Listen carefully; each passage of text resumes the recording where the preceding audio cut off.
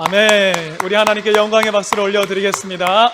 할렐루야. 여러분, 오늘 본문의 첫 절 룻기 1장 19절 말씀, 이에 그 두 사람이 베들레헴까지 떠라. 룻기 1장 1절의 말씀을 봐야 이게 뭔지 알 수 있습니다. 사사들이 치리하던 때에 그 땅에 흉년이 드니라. 유다 베들레헴의 한 사람이 그의 아내와 두 아들을 데리고 모압 지방에 가서 거류하였는데, 가계도를 한번 보여주세요. 엘리멜렉이라는 사람이 그 아내 나오미를 데리고 두 아들 말론과 기련과 함께 흉년 들어서 못 살겠다 하면서 모압 땅으로 갔더라, 이 얘기를 하고 있는 겁니다. 여러분, 근데 모압 땅으로 가고 나서 시간이 흐릅니다. 그동안에 두 아들에게는 이 부인이 생기지요. 오르바를 첫째 아들에게, 첫째 며느리로, 룻이라는 여인, 우리가 잘 아는 이 여인은 둘째 기련에게 며느리로, 아내로 맞아들이게 합니다. 그렇게 10년이 지나면서 이 집안에 큰 변화가 생깁니다. 어떻게 해요? 엘리멜렉도 죽고 말론도 죽고 살아있는 사람 동그라미 세 사람만 남았습니다. 때마침 들려오는 소리가 하나님께서 이스라엘 백성들을 돌아보셨더라, 흉년 들었던 그 땅에 하나님께서 양식을 주셨다더라 소리가 들려옵니다. 귀향할 준비를 하는데요, 과부로서의 삶이 척박한데 거기다가 더해서 이방인들이 유대 땅에서 살아가는 거, 그건 더더욱 힘들지요. 그럼 이 며느리들은 이중고를 겪는 겁니다. 이방인으로서, 과부로서 그 땅에 살아가야 하는 이게 너무 안타까워서 어머니 나오미가 너희 아버지 집으로 돌아가라. 첫째 오르바는 아니에요 하더니 결국은 작별 인사를 하고 갔습니다. 그 두 사람 나오미와 룻이 모압에서부터 베들레헴으로 갔더라. 그들이 베들레헴 땅에 도착했을 때 베들레헴의 분위기를 19절 뒷부분에서는 이렇게 전합니다. 베들레헴에 이를 때에 온 성읍이 그들로 말미암아 떠들며 이르기를 이가 나오미냐 하는지라. 여기저기서 시끌벅적하는 소리로 성이 울릴 정도로, 땅이 진동할 정도로 그와 같이 나오미가 이 땅에 귀향하는 것이 큰 사건이었다는 거예요. 핫 이슈가 되었다라는 것입니다. 그러면서 사람들이 하는 말이 뭐라고요, 여러분? 이가 나오미냐라고 얘기를 하면, 이가 나오미냐.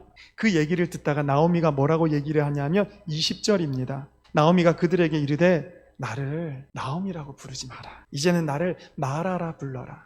나오미라는 이름의 뜻이 있습니다. 기쁨, 희락. 그런데 이제는 나를 그 기쁨, 희락으로 부를 것이 아니라 마라, 쓴맛, 괴로움이라는 뜻, 그 이름으로 나를 부르라는 겁니다. 더 이상 나오미가 아니라 괴로움이요, 쓴맛이요, 마라라는 이름이 어울리는 지금의 형편, 나를 마라라 부르라.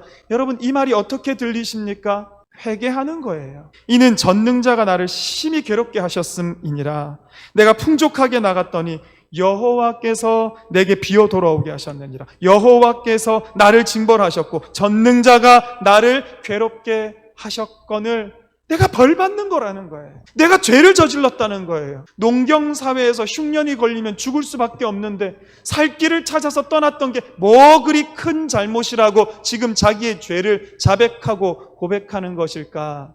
이스라엘 백성들이 출애굽하고 나서 이제 가나안 땅을 정복했을 때 하나님께서 이스라엘 각 지파별로 땅을 분배를 해 주십니다. 그러면서 그걸 여호와의 기업이다 얘기하셨어요.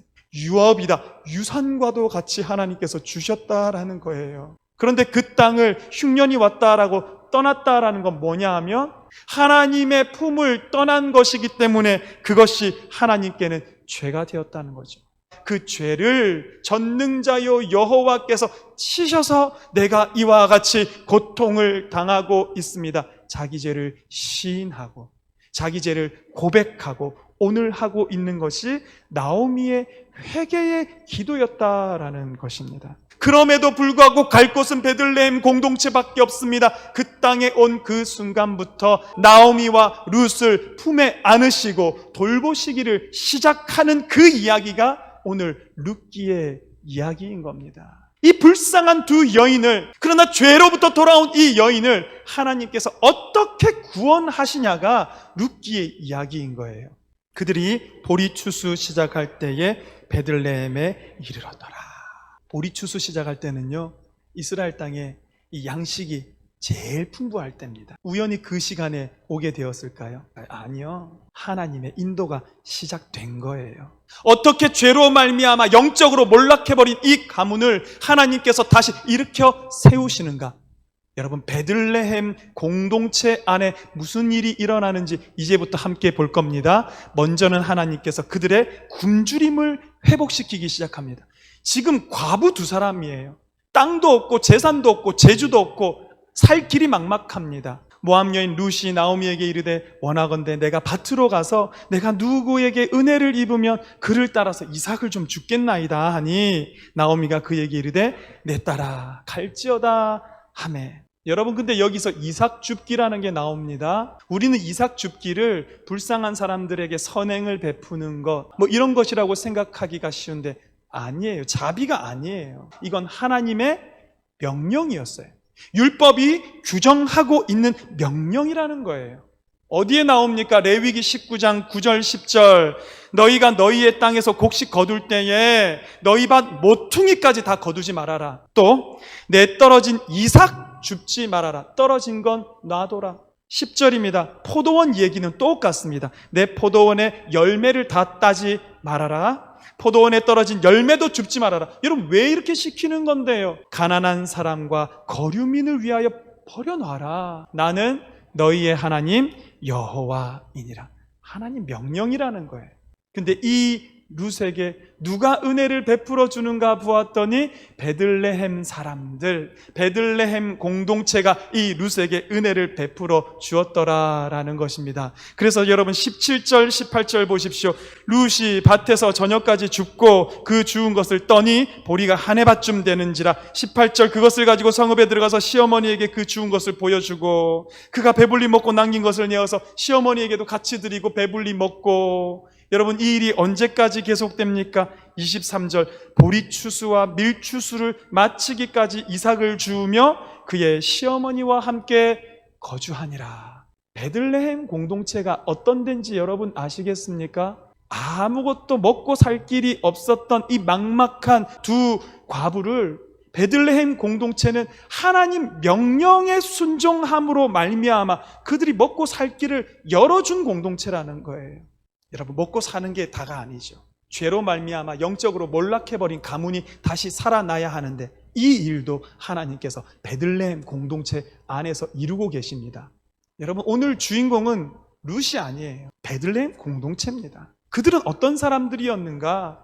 자기에게 불이익이 있다 할지라도, 자기에게 손해가 난다 할지라도 하나님께서 명령하신 것이라면 순종하고 하나님의 말씀대로 살아가는 사람들이 바로 베들레헴 공동체였다라는 것입니다. 그리고 신기한 것은 나오미와 룻의 인생이 언제부터 펴지기 시작하냐 하면 그들이 이 베들레헴 공동체에 들어가면서부터 인생이 달라지기 시작하는 거예요. 19절 말씀. 이에 그 두 사람이 베들레헴까지 갔더라. 아무것도 없는 채로 과부가 되어서 돌아온 그 발걸음 얼마나 비참해 보였습니까? 얼마나 무기력했습니까? 그런데 그랬던 그들이 베들레헴 공동체에 들어가고 나니까 거기서 먹을 양식이 주어지게 되는 거예요. 베들레헴 공동체에 들어가니까 끊어졌던 대가 이어지기 시작하면서 오히려 다윗의 왕족의 가문이 되어지고 예수 그리스도의 조상에 편입되어지게 되는 놀라운 가문으로 하나님께서 옮기시는 역사를 체험하게 되었더라. 할렐루야. 누가 그 일을 가능하게 합니까? 하나님의 명령이라면 순종하고 따르는 베들레헴 공동체가 바로 그 일을 가능하게 만들었더라라는 것입니다. 오늘 제가 우리 성도님께 드리고 싶은 말씀이 이 긴 시간을 설명해서 바로 이겁니다.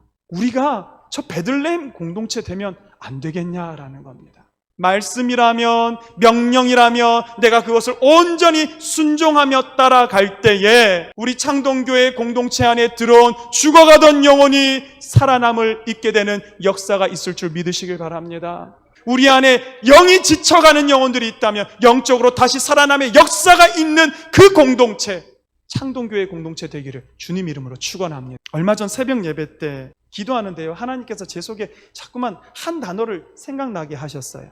그게 오늘 설교 제목입니다. 교세권. 여러분, 교세권이 뭘까요? 내가 사는 그 지역 주변에 좋은 교회가 있어서 내가 예배하러 가기를 원할 때마다 얼마든지 가서 예배할 수 있는 곳, 교회의 영향을 받음으로 말미암아 내 신앙이 도전받고 성장하고 새롭게 되고 회복될 수 있는 곳이 교세권입니다. 저는 한 10년, 20년 지나면 우리 동네 사람들이 이렇게 얘기하면 좋겠어요. 야, 막말로 우리 주변에 있는 아이들 중에 창동교회에서 장학금 한 번 안 받은 애들이 어딨냐?